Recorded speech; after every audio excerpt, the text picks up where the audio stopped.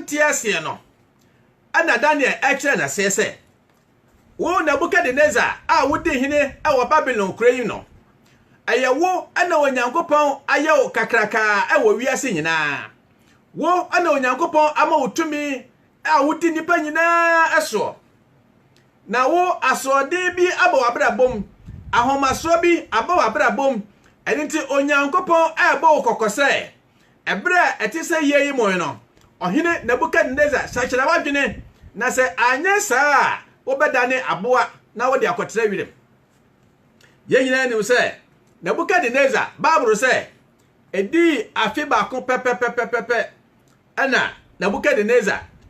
ahomaso adentia efiri se saa Babylon obayi no na ono odi Babylon ehene so Nebukadnezar obayi asaba oba de beka bia no eno na Nebukadnezar so waka twakoko se afi ba ko achi pepepe no na Nebukadnezar onenam na himfie ana wohwe niema waye ekwan ya wasi achechire na himfie afa ene sania ahimfie no esifa ye fe ene sania odi wiase nyina so no ana ahomaso ehye asese eba nimu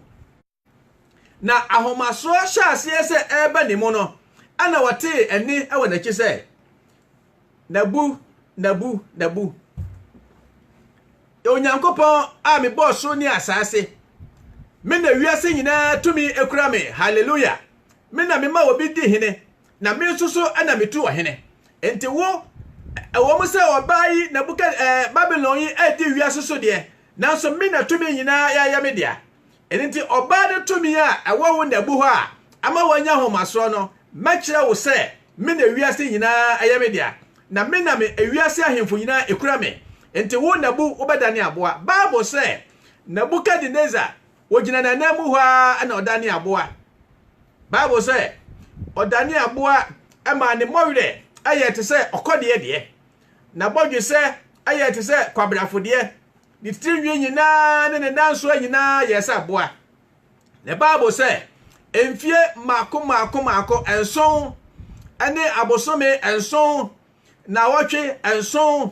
enanson donhwere enson meat enson sima enson atwaditi a Nebukadnezar okodane aboa etena wirem na owi wira ate say aboa na Onyankopon de kire ne say won a odi Babylon chi bia Babylon di osu bia no ono Nyankopon ono owokwan ya obefa so a obedi betwe so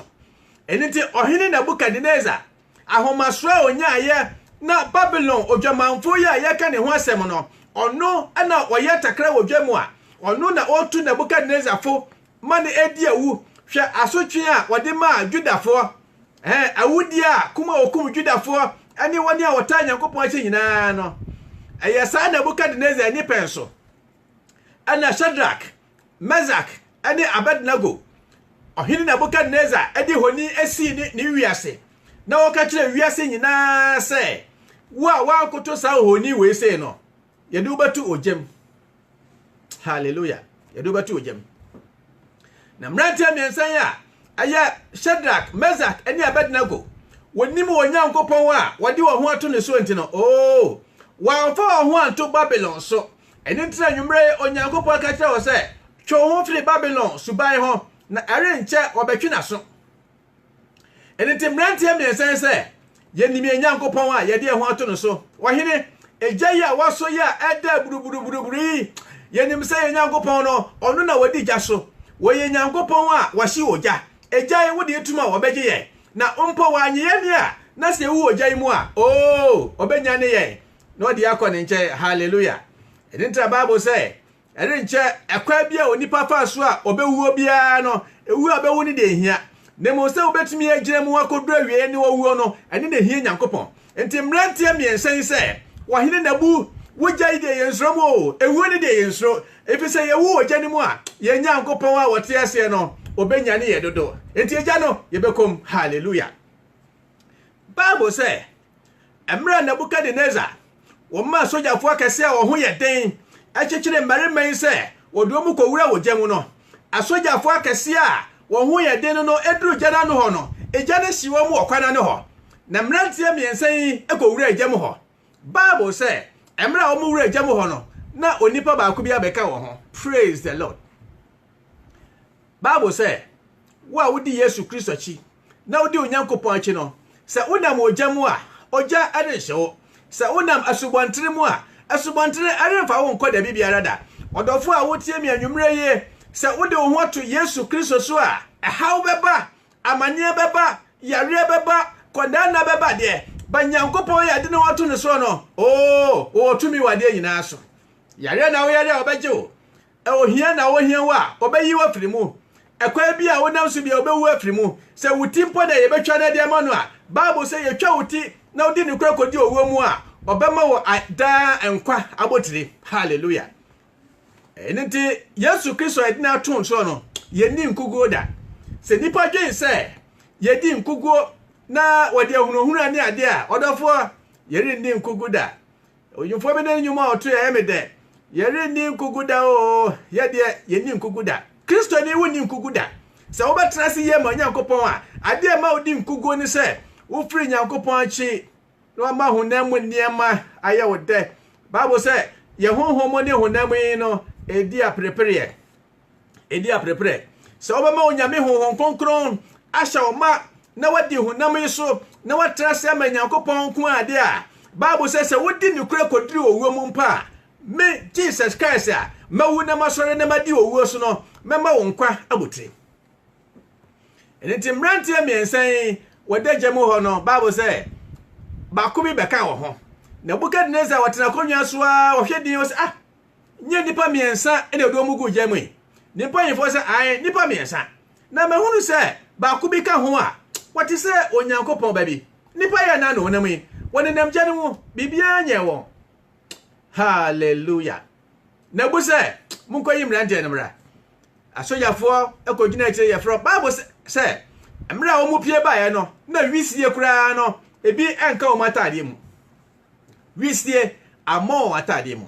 adentia Onyankopon akse Nebukadnezar se ono na wiase shenensa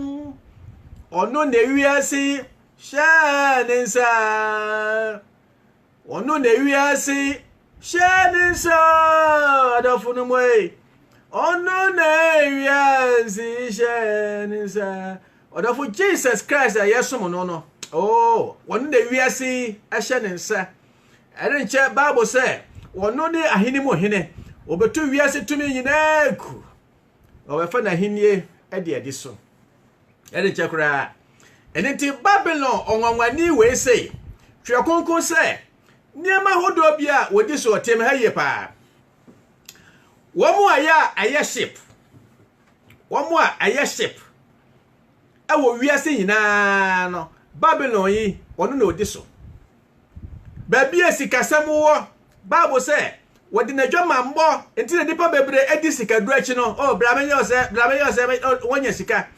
eno so na bebre so edi won kwa achi edi kodi sika chi babi esika wo wiase babi bia ye ship bia no Bible say sa Babylon kese no ono ana odi so. Hallelujah. If you say dua no a Nebukadnezar so ye no ewiase sika nyina no Babylon ono na ehye ne nsa so obeka ya emra Yesu Kristo okoye na okobo mpaye emra obehe ne dwumadi ase no Bible say obo mpaye ededuanan obo mpaye ni wiesi ape no Bible say obonsam koso ne hwe enso hwe di kan a obonsam de so Yesu Kristo hwe ne se obakotomi kakra bia ewiase nyina sika nyina animonyam nyina afefe de nyina no eye me bonsam me na ye me dia se wo Yesu Kristo se wo bakotomi kakra bia me bonsam be de wiase japade nyina no me de bema me de bema enenti se ya ye wo mu no obonsam ne sa oba Babylon yi babia sika wo kese pa nipa nyina ape ha kono eho na sa obai wodi so enenti babia ye ship emra ye twere sa enwoman no na ye nya kai na ye nya lupre ship na nipa de tukwan nipa de tukwan ye twere de isem no na nipa ship na ne ye ship na ho ene ponko a ye de kokon na ho enenti wo ye ship se o ye ship akese no Bible say Babylon obey no one de wodi so. Enti sese no won a woyɛ ship no afiri hɔ a won a woyɛ car manufacturers baby a yɛyɛ car kɛse sika kɛse bu hɔ baby a yɛyɛ lupre a sika bu hɔ pa no ma me kan kyerɛ wo sɛ saa obey ɔno de wodi saa bie so. Babylon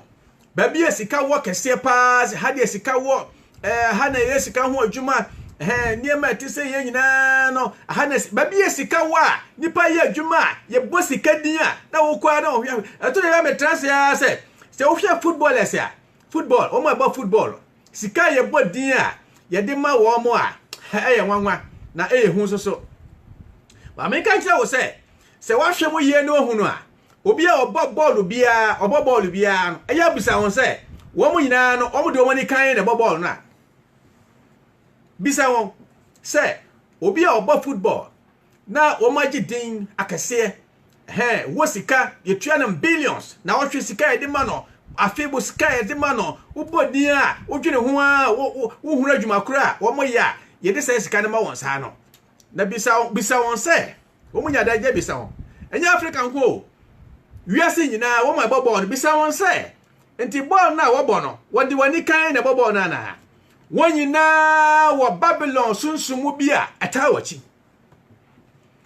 ntina nipa nyina football nipa nyina football adentia ho ana sika wo bebia sika wo kese bia nipa yetwa sika mani se bum bia no Babylon odi so hene hallelujah odi so hene enenti wani a waya ship wani a waya car wani oye lupre baby sika wo kese bia sese no mame nkan kire wo se Bible say sa obey ono ene odi ho ehene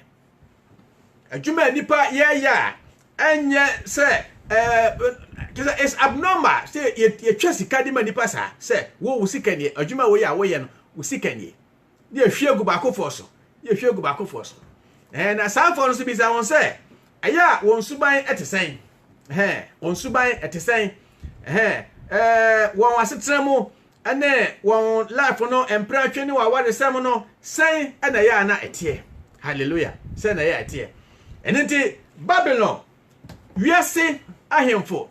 wiase amaya hodo nyina kasa hodo nyina wiase enkro nyina no Bible say sa Babylon onwani dwamanfo yi no ono ana wone wiase ahemfo ahodo nyina ade abodwaman ono ana wati wiase nyina so mamenka obi o se yemfie mu efie mu abayifo a wo yemfie abayifo a ye wo ye mantamo abayifo a wo nkroso Bible say ye wo tumidie ye wo paninie ane wo enkabere kirefo ne ahohobone nyina sa ahohobone ya wo wiemu a yemfa ye ni ho na wo mudi wiase so nyina no sa Babylon yi woni wo mu panin won ani wo mu emu panin baby a obekwa nipa ye statue baby a bon something akonwa akosie baby biala nipa ye oba besia ya nipa ye sumo no na no meka kire wo se Melia Roman for yesumo no se wono na ye Yesu maami a yeso na pakan mu ne ko wiase nyina se yesumo no enye Meli eye Babylon odwamanfo yi no ono ana nipa esum no Roman dem ho enye Meli ne esum no if you say say we queen of heaven queen of heaven uko Roman ni Anglican ya say Yesu ono Mary na wo Yesu so ono na we queen our heaven queen bi ani ho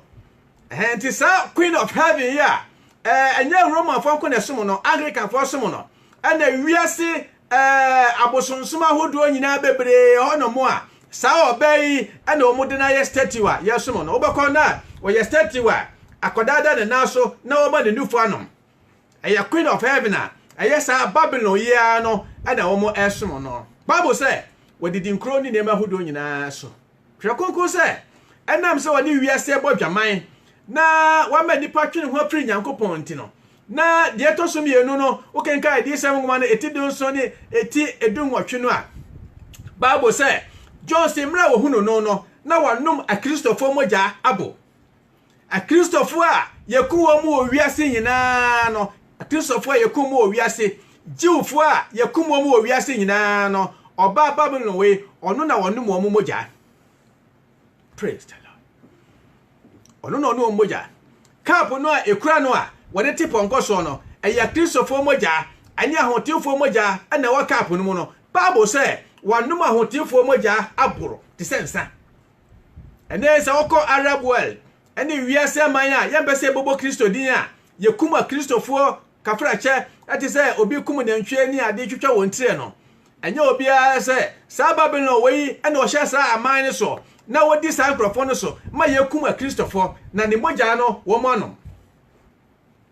ene akoto bebra adi mogya aye niema adi yesikaduro ma nipa nya wo ho nyina no Babylon yi ono na ɔta akyire ono na ɔta akyire ene ntire Yakobon sɛ wo bɛtwe na so ya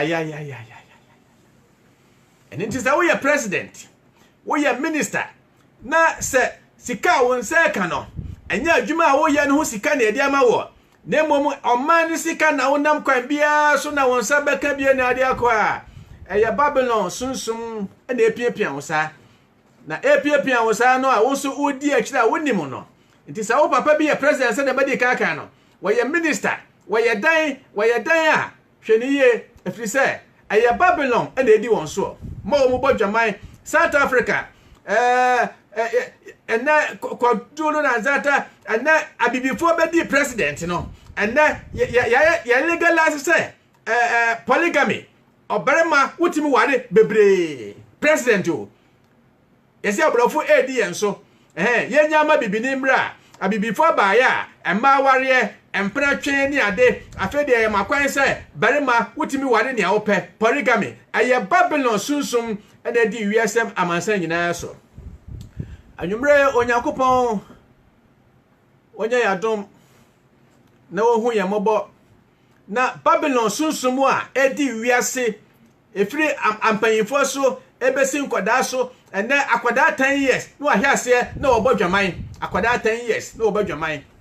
pornography ahodo a aba wiase nyinaa a enipa nyinaa wa hwe ne yie akoda panyini yedi ani koso nyinaa no eye Babylon sunsumu a ewie nipa efiri Onyankopɔn nche anwumre Onyankopɔn ontere ne mo nkyerɛ o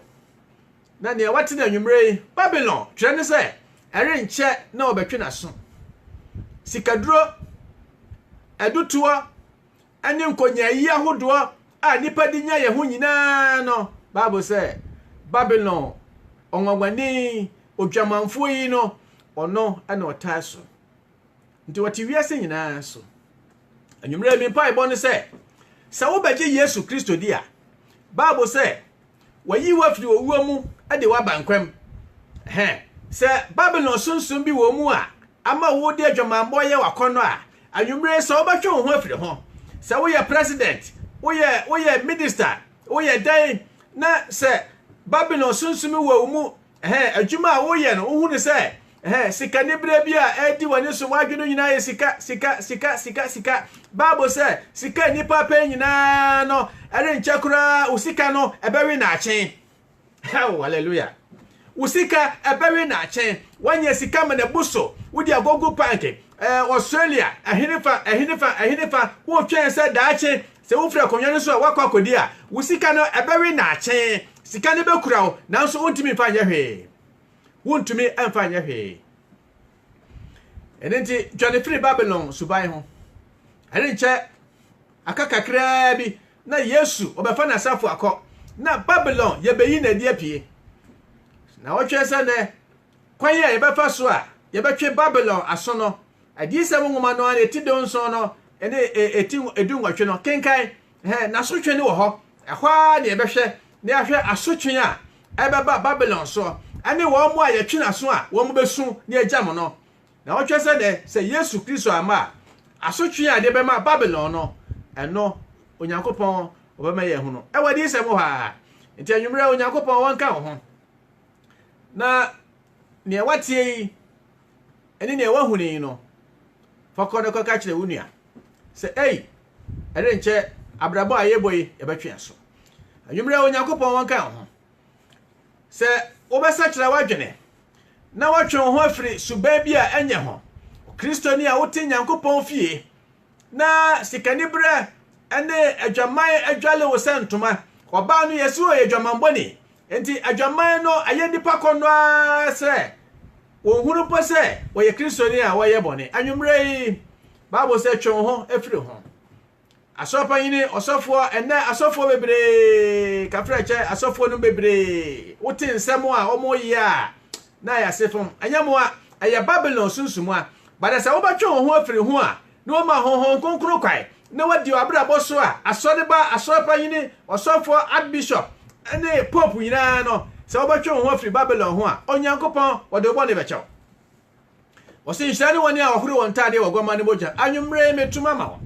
se suban bi a wotimu bia sikanibre sikaduro adwuma a wo ye no se aye adwuma kan na wo ya wonim se bibi nso na wakogi na hwase na nipa ba na wonye sika no eno so wonim se nye wani kan na wo de ye adwuma no da bibi hwase a ese hu se Babylon sunsum ena na wo de abewura wo sika mo no anwumre onya me hu ye mobo no mfa ye bo ne nkyeye na ontie ho fidi entie nyina ho